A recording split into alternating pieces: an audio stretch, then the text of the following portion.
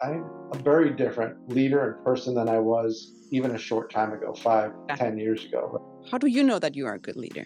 You say, how's my leadership style changed? I mean, just naturally, you grow with time and experience. Reflect and think can actually also be really efficient. Building the team and the rapport, not only with myself, but with each member inside of it, takes a little more work and it's a little longer process. Yeah. Making sure people feel connected, not only again with me and the company, but with each other.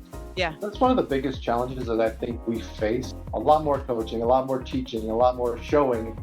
Welcome to Leadership in Manufacturing podcast, your go-to resource for mastering leadership excellence in the dynamic world of electronics. I'm your host, Sanna Winding, and I'm so excited you're here. I'm here to bring you insightful interviews with industry leaders from distribution, the manufacturing sector, and also manufacturing reps. Before we start, I have a small request. If you're enjoying our podcast on platforms like Apple Podcasts or Spotify, please hit the follow button. Your support is going to help us to bring in even more amazing guests to share the valuable knowledge. So thank you for listening in. If you want to learn more, check out our website. It's called leadershipinmanufacturing.com. Welcome to Leadership in Manufacturing podcast. I'm your host, Sanna Winding, and here you will find valuable knowledge, practical tips, and inspiration tailored to elevate your leadership in the manufacturing sector. I have a little favor. If you're listening on Apple Podcast or Spotify, or maybe you're watching on YouTube, please subscribe. It's going to help the channel. In today's episode, we're going to explore the importance of leadership development, team building, and how to hire in today's environment, because it is not easy. I know that, and I'm looking forward that we're going to chat about it. And today's guest is Greg Trainor. And Greg has over 2 decades of experience in business development and sales management in the industrial automation sector. And currently, he holds the position as Director of Global Business Development at Banner Engineering. He's leading a team and he's boosting growth, enhance market share, and form strategic alliance. And he's also renowned for his successful track record in driving remarkable growth, fostering strong partnership, and being a valuable asset in the industrial automation. He has really strong strategic skills and really good leadership abilities. So welcome, Greg. I'm excited about today's theme and to chat with you today. Great. Thanks for having me. I appreciate the introduction as well. Yay, good. So, okay. So I want to know every guest a little bit better. So the first question is, to say what excites you about the electronics industry? Oh, good question. I love what I do, so obviously I'm excited about what I do, and I think for me it kind of stems from I originally fell into the business accidentally. Yeah, I went to school to be a teacher, really, um, but what I loved was how do things work, yeah, and what makes it work, and or how it's made, and when I had my very first job in this industry, I got a chance to start to see that and help people with solutions, um, solve problems on a daily basis. And the cool part was like, oh wow, that's how they make a cookie or a Pop Tart yeah, or an engine. So yeah, for me, that's it, and it's something new every day. yeah, Every opportunity with a customer is kind of unique, and I kind of get bored with the same thing. So yeah, new challenges every day excite me, and that's what excites me about what we do in this particular segment yeah. of the No, electronics. I'm always blown away when I see something like a big construction, or if it's seeing like a bridge or anything big, and I'm like, oh my god, they actually have a crane or something that's even bigger, right? Yeah, Built this, and then in my brain, I'm like, how did they do that? yeah, and it Uh, goes the same for the small things too, right? Yeah, So yeah, yeah. It's like it's always like what's going on. We got a new AC in our house, and it was like when they installed everything and they had the cover off, and I was like, oh, right, the PCB, oh, what's cool. going on? Yeah, and I was like, can I take pictures of it? What can I learn? And then I'm like, do not touch it. Yeah, yeah. Well, we all have to be a little bit of electrical geeks to enjoy what we Yeah. do here. Yeah, So right. It's part of the job, yeah. and how we grow. Okay, let's talk about. So I want to learn about how you're learning and how you're actually teaching your team as well to become like the next, being a front runner, right? And saying, how can I become a better leader? Yeah, good question. I think that with with the leadership style that I have, and also with the team members I have, and that's kind of important segment of this.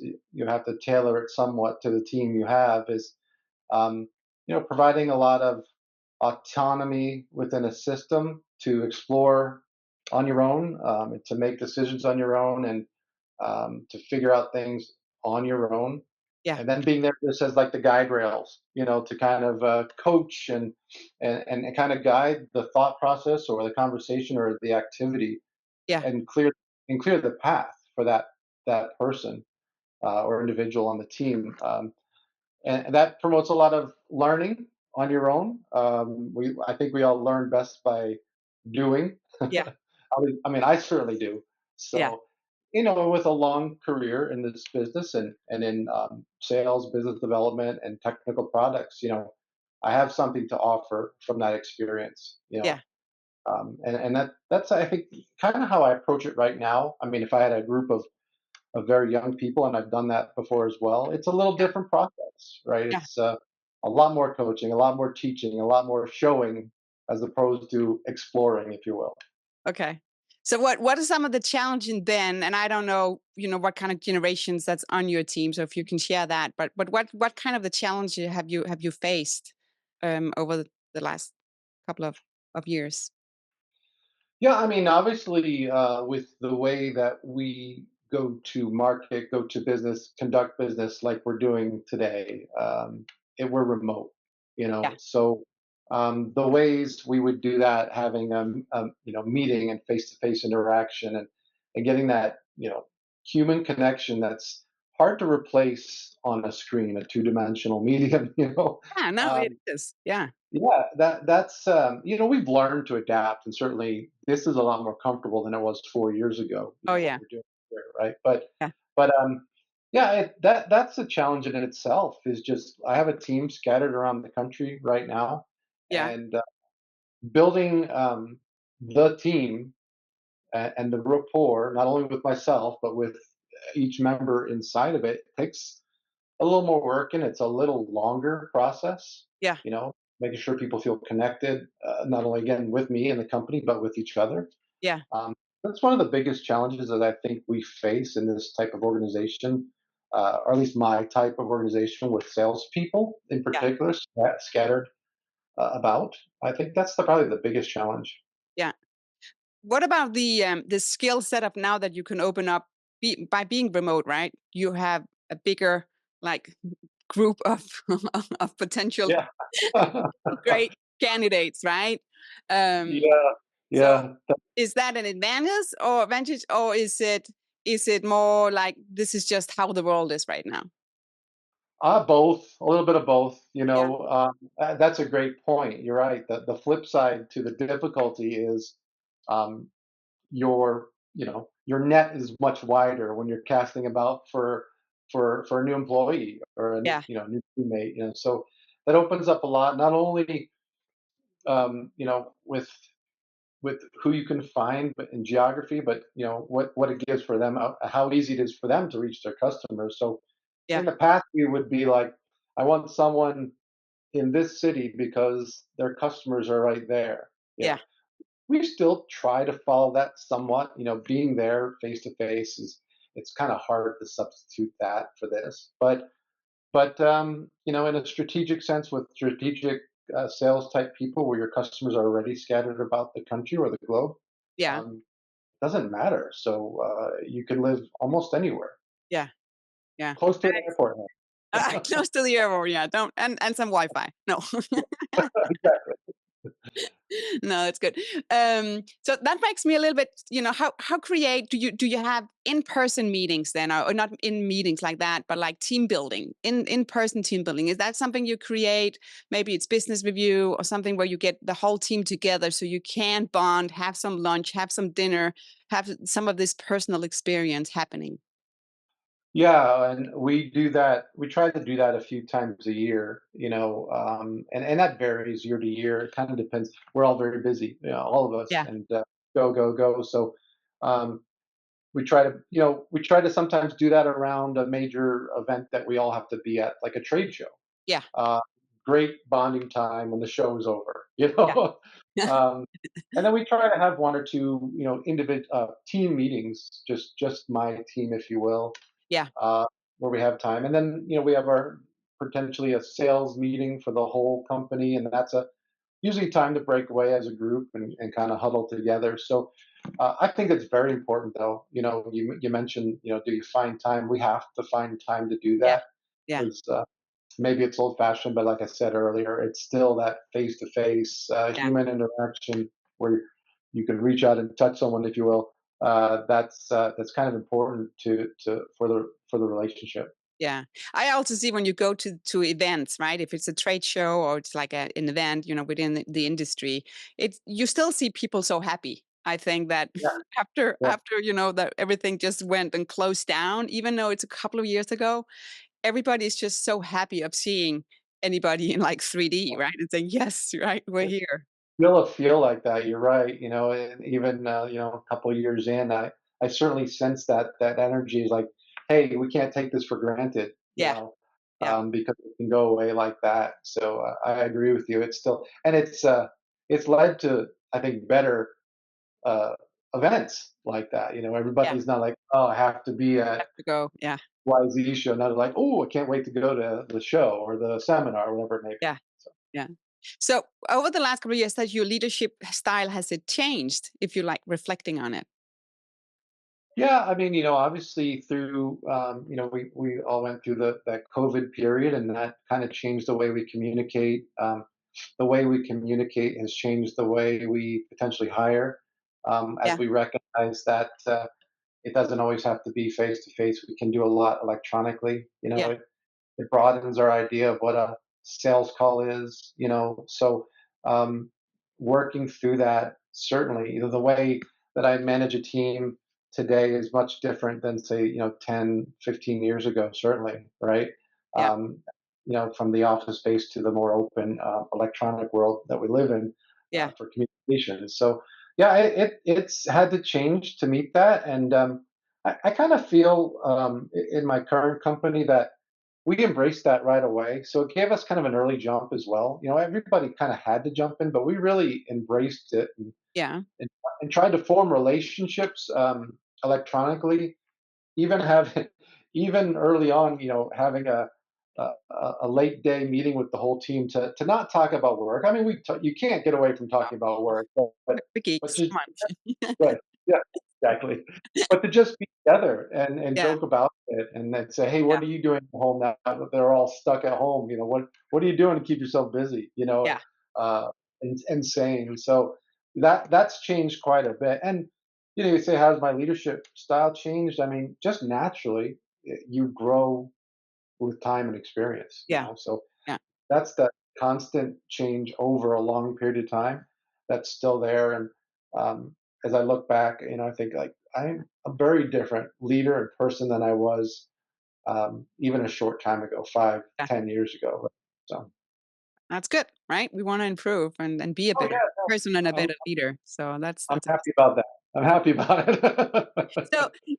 I think it's when we talk about leadership, right? You can say, oh, you need this kind of skill set. This is important. It's communications, it's empathy. There's a lot of things, right? You can put in that bucket.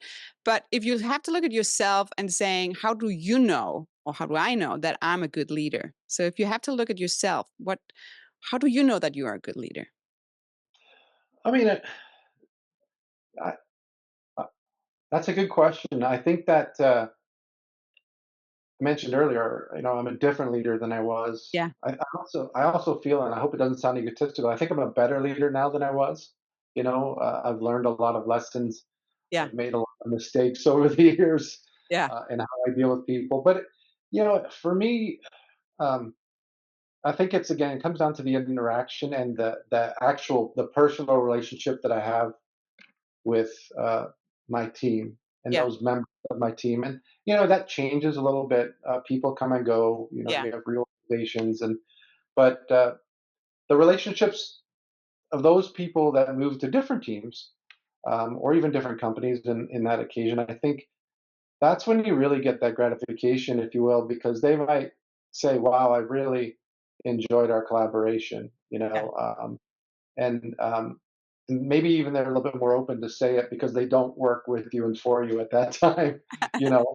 But that's always a flag or a Yeah. good Yeah. indicator. But I think it's that personal connection.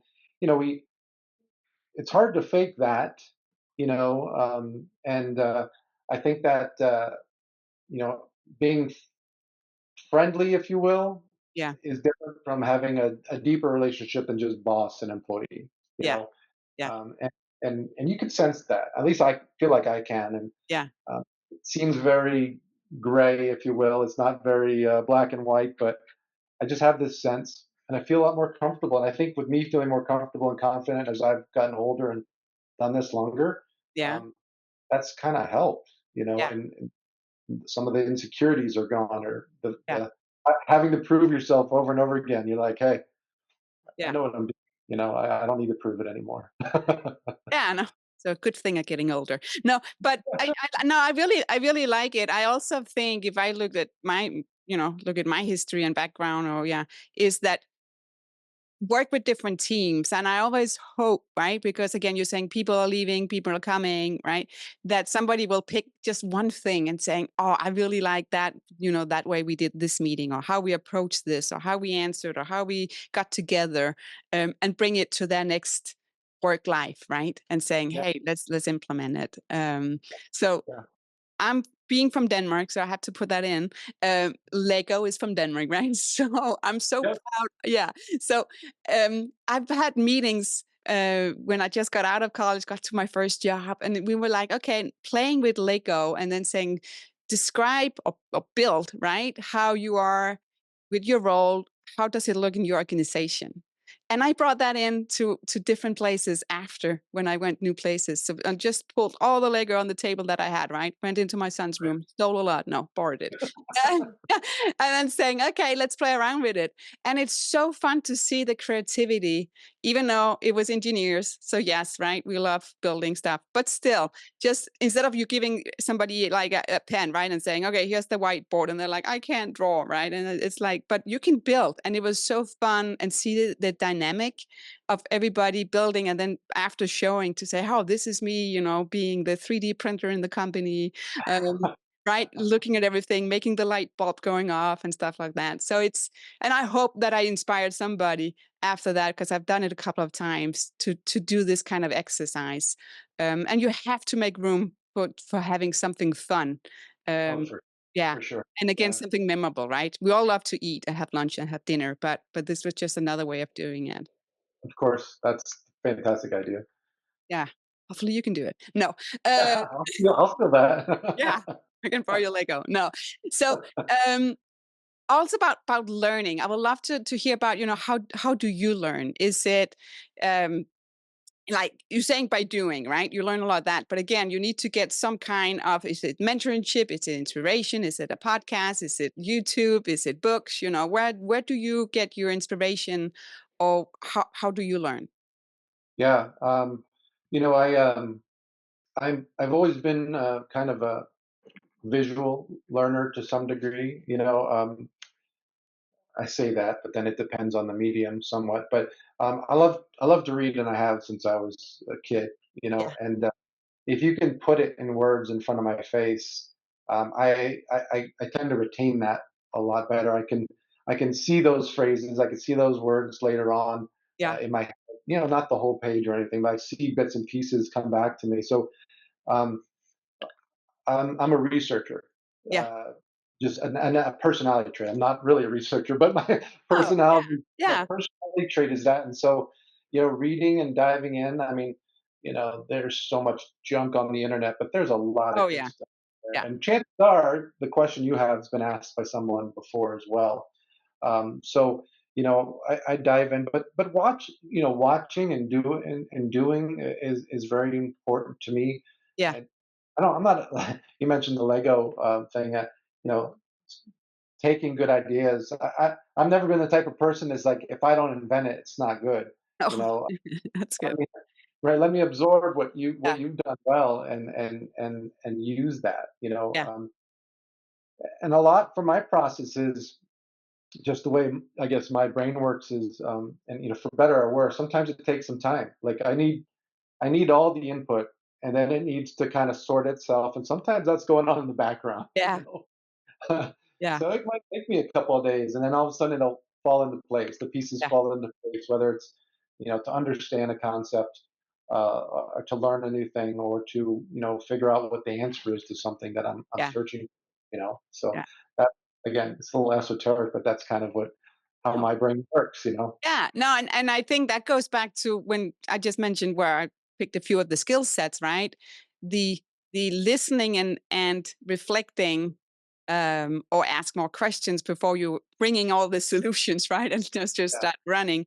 I think it's really important as a leader, and I'm getting better and better. Maybe it's because of that age, as you said, but I think 20 years ago, if somebody said something fast, right, I'll be like this, right? And now I'm like, okay, let me listen, let me chew on it, let me just say, okay, if that's not the way we can go, or this is, what's a better option, or how can we get there? And I think I've all realized, and I want to hear your input on it also, that I love to be fast, efficient, everything else, but to slow Mhm. down and Yes. reflect and think can actually also be really efficient. So I don't know how you see it. Yeah, no, I mean, I agree with you 100%. I think that goes for leadership, it goes for discovery, and it goes for being a salesperson or a business development person. Yeah. Um, slow down and listen, Yeah.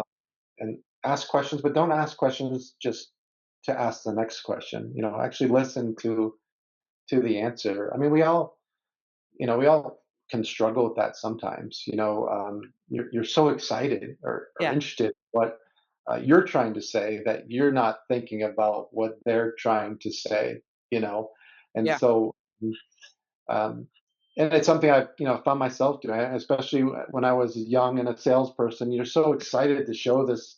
You have an idea of what you want to accomplish, and you want to do that. Yeah. Right now. Actually, yesterday. No. Right. Not picking up any clues. You're not picking up anything they're saying, and Yeah. you walk out. You're like, "That was awesome. I did great." And then Yeah. you're like, "I didn't do this. I didn't find out this. I didn't understand this." And then nothing happens. You're like, "What? What happened there?" You didn't listen. But Yeah. uh, that goes for your internal relationships in your company as well.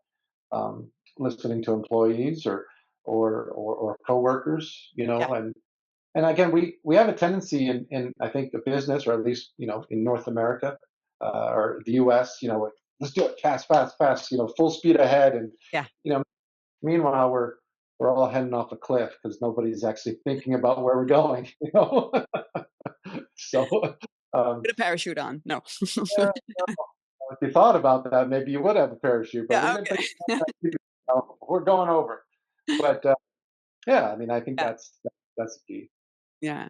What about the generations? I want to hear some of your experience, with the different generations. What is your advice for either hiring like the older generation or the younger generation? What have you seen, and what are you doing?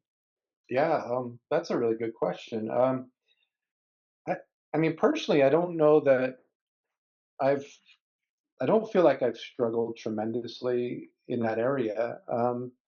It really helps for where I'm at that, I'm an older generation X, if you will, Yeah. but kind of close enough to the boomer generation to understand that. Um, my own kids are not really millennials, but I have brothers and sisters that are millennials. We have a wide gap between us, Yeah. and then my children are Gen Z who are entering the market. They're in their 20s and have careers, and so that just personal experience has Yeah. helped me where I'm at to kind of learn to relate. I always get a kick of almost making it a joke how I relate to the younger generation, the Gen Z, I think, we call it, right? Yeah. Um, just pretend to be hip kind of breaks the ice, a little bit, even if you exaggerate how unhip you are, you Yeah. know. And that just kind of silly things like that has always kind of helped me. I think Yeah. it's my own perspective, but having fairly good relationships with those people that work for me that are very young, or just entering their career, I Yeah. feel like that works, and those skills you have with your own children, brothers, sisters, family. I mean, Yeah. it can't hurt.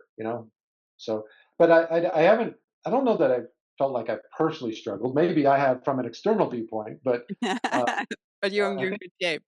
No, yeah, that's I feel like it's worked pretty well so far.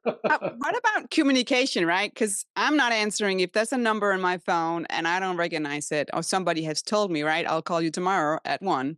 Then I'm not answering. How do you how is it from your side being right going out getting customers and you need to knock on the door? How do you break that down? Yeah, that's difficult because people don't answer the phone. I'm with Yeah, you. Like, if I don't recognize the number, yeah, I don't answer it either. Now we have, technology, and you can see a voicemail now yeah, being scribed out, and sometimes you're like, "Oh, hello, I'm here, sorry." yeah, Um, but yeah, a lot of people don't look at it, and then, again, generationally, some people don't like to talk on the phone. yeah, yeah, And so we have to look at alternate means of communication, yeah, um, yeah, to be effective. So it is difficult, and we're very much in a figure it out or transitional yeah, phase right now between, from old school sales is, cold calling, yeah, smile and dial, yeah, right? And that's probably less effective now than it even was back then, and it wasn't super effective then, right? yeah, Your ratio to hit was pretty low. So an email how many junk emails do you yeah. get a day in your Right? inbox? I never get to that 0 email box. I don't know who can do it. I'm not there because it's flooding in. Yeah, and I use filters and all those kind of things. Yeah, Our company has kind of a way to take a lot of stuff. It's not spam, but it thinks you yeah, might not be interested in, puts it in another folder. And yeah, I'm not going to lie, every once in a while, just delete all. yeah, right? Yeah, Do a quick yeah. scan and delete all. Just make Delete. sure you're not missing Yeah, anything and important. if there's something burning, right, that person will Yeah. either call you and they'll be in Oh, your you. oh, we hope they're in your phone. Or they Yeah. will actually email you again, right, and saying, "Hey," right, bringing it back up. But Yeah. yeah, I'm with you. I'm with you. We're drowning in emails, but again, I'm personally, and I can laugh at myself every morning, right, with my coffee in front of my computer, and I'm like, "Oh, let's look at the emails." Is that efficient to start that way? Maybe I should start a new habit, but you need Yeah. to look at it, right? Um, Yeah. so it's never. I don't think it's never going away. Um, No, and it's just something we have to. I think that what it just really comes down to on communication is persistence, because even the things that I'm not interested, I start to notice, and someone's hit me up a bunch of yeah, times. yeah, Uh, unless it's complete spam or something like yeah. that. You start to notice, and I've even myself, and again, maybe this is a generational thing, but I've been like, all right, I'll listen to what you have to say. Hey, yeah. You've worked really hard, and I appreciate that. Getting the 15 minutes, right? Yeah, Yeah, but it's not the yeah, first email or the first text you're getting and saying, "Okay, I will actually provide you with my personal time or with my business time," right? And listen to you. right, right. And Yeah, on the flip side, because the younger generation doesn't like to use the phone and communicate on the phone, doesn't mean they don't listen to a voicemail. no. And those voicemails are transcribed, at Yeah, least that on. transcribe, right? Yeah. So, that kind of persistence in a backwards kind of way might help with reaching out to people of that generation. Yeah, yeah, but that's just so many platforms, right? Again, I have yeah different apps on my phone because I have different friends that use different apps. Yeah. So Right. if I want to communicate with them, right, then I'm using Snapchat, right? I have three friends on it. That's the only thing I'm using it for, right? Yeah. I'm not doing anything else. Uh, Right. but then I'm nurturing them, right? And then yeah, Messenger and yeah, oh my God, there's so many. And then there's the whole work, right, with Teams and you have Zoom. Oh, right. It can be overwhelming, I think sometimes. It's a wonder. I was talking about it to my own children this weekend about the change in communications, and then we've all talked about it, but Yeah, how much has changed from when we were young and we were their yeah, age to where we are now. It's revolutionary. It's yeah, leagues beyond where we were, but it's a lot. yeah, yeah, yeah. And I have to look at myself because I think my phone is glued to my hand when I walk around the house. And I have to be better of just, it's okay to leave it. So Put I it down. so I have Yeah. plans, right? If I go to the movie theater and we watch a movie, I'm actually turning it off and not looking at it while I'm watching the movie, and I love it. I love it. Yeah. I don't know why I cannot do it when I'm just in front of the TV, but No, I know happening. quiet time is good. I'm trying to practice that myself. It's not easy. Yeah, yeah. It's new habits, right? Yeah, it's just we No. train brain to be Yeah, different. We trained our brains to be connected to that phone 24/7. Now we gotta, yeah. train to give ourselves a break. Yeah, let's get away from it.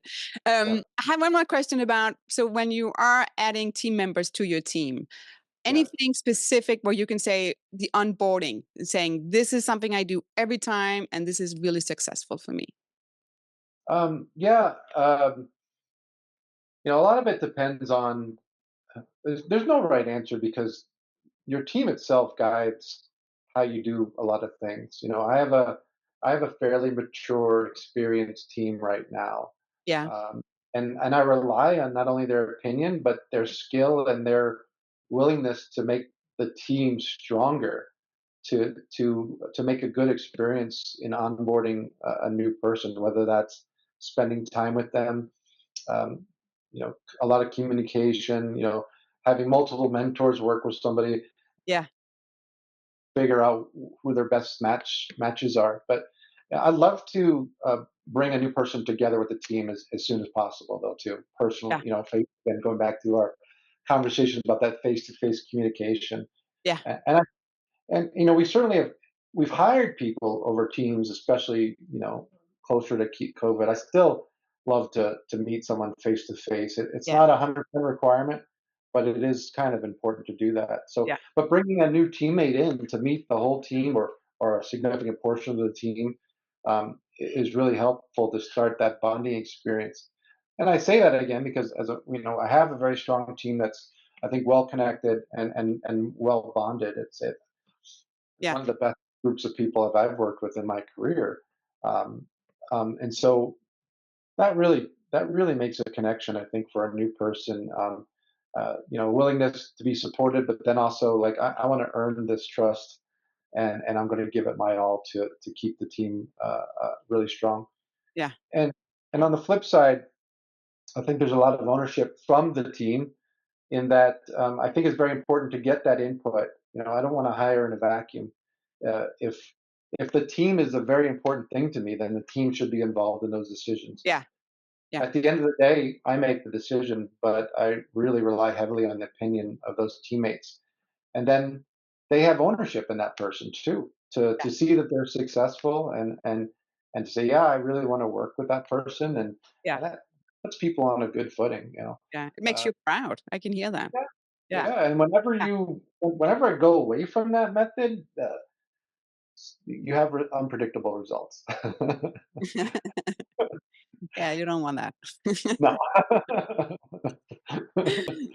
No, I love that. Okay, last question. So Yeah. let's reflect a little bit. So, Greg, if you were going to give yourself an advice 10 or 20 years ago, what kind of advice would that have been? Well, I learned an important lesson probably 10, 20 years ago, and that's, nobody's nobody's going to give you what you want. Um, Beyond the basics of, you have to work hard and you need to do a good job and all that. Um, you really have to let people know what you want, and then they can help you.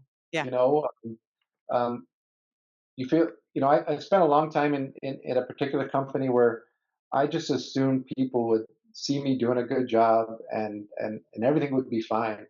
So um, what I realized is that you do have to kind of socialize it a little bit, which helps, but also, let people know what you want and where you want to be and let them help you to get there because typically people will.